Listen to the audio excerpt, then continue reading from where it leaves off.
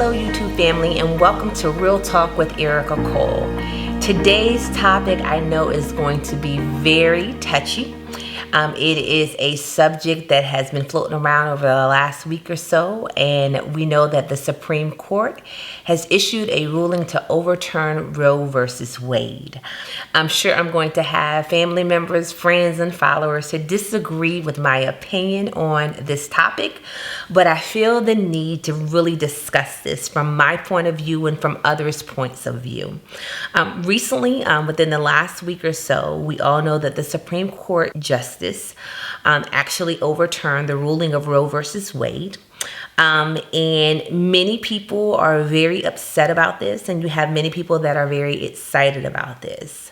And just reading the comments and posts on social media, I felt led to come on here to actually express it verbally.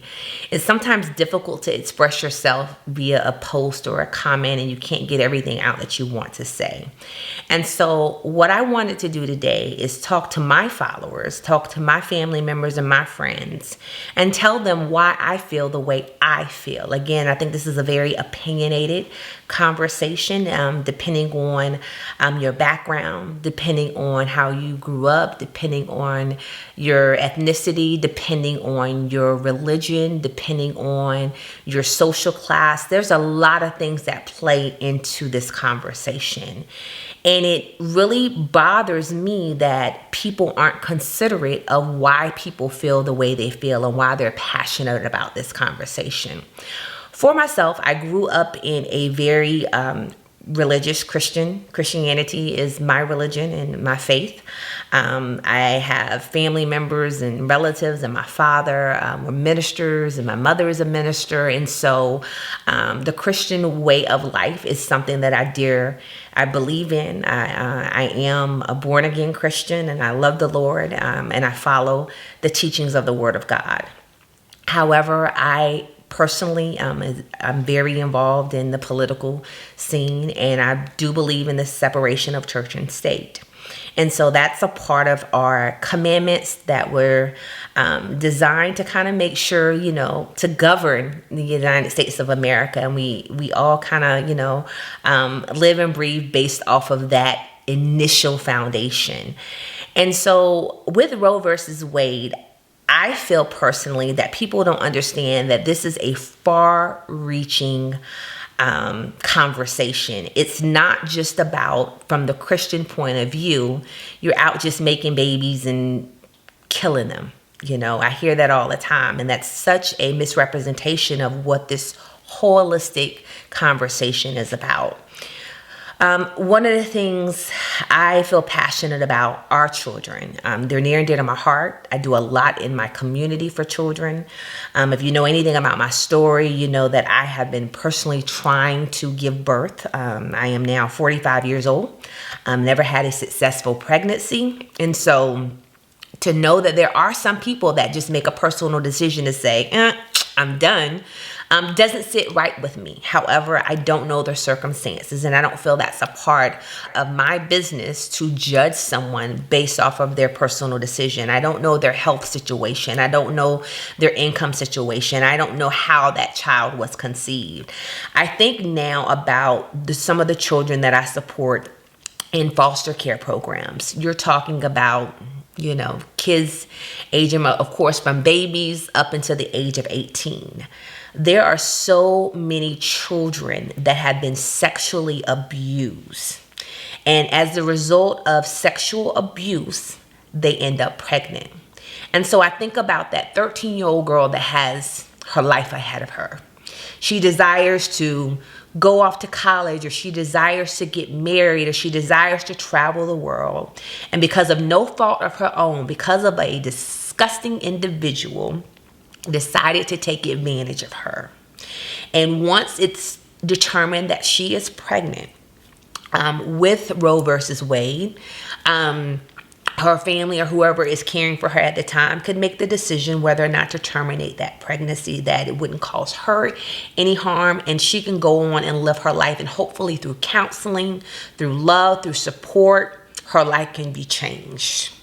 But now Because of this decision, there are some states where this will not be able to happen. That child's life will be changed indefinitely. That is a sad, sad piece of this puzzle that people must understand. I think about me, and I'm sorry, I knew I was going to get emotional on this topic, but I think about me over the last several years as I've been trying to conceive and using infertility drugs and infertility treatments. There are stages through this process where I have to make personal decisions about my body and about the embryos or the eggs. Are they viable? How should I move forward once it's determined that there's something wrong or it can be deficiencies? And that's a personal decision that I have to make along with my husband. That does not belong in your lap. That is not a part of your decision. That is not a part of the court's decision. That is my personal decision of my body and how I want to move forward. There are women that are suffering in sicknesses and illnesses, or they've had a miscarriage, and sometimes they don't pass that fetus naturally, and they need some type of help. There are now some states that can deem that as something that they can go to jail for, depending on the stage of the pregnancy.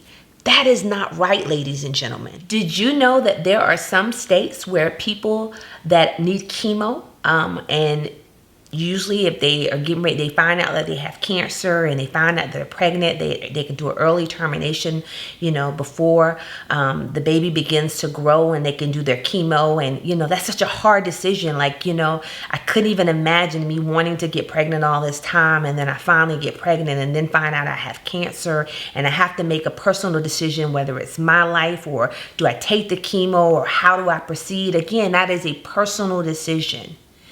Family members, friends, and followers, I just ask that you be considerate of what others are feeling right now, how others deem this as a sense of, honestly, moving into their rights and into their personal space. It amazes me, we've been having this argument for the last couple of years about COVID and vaccinations and wearing masks. And I've been one that, I've been a champion of mask wearing, but I know that vaccination has always been a private decision between that person. Although I got vaccinated and I got my boosters, I would never tell somebody what they need to do medically for their household and for their family. That is a personal decision. I just ask us all to be respectful at this time, understand that there are some truly valid opinions regarding this conversation, and it's not just about religious decisions. It is medical decisions. It is decisions that will impact children for the rest of their lives. This system right now is currently broken.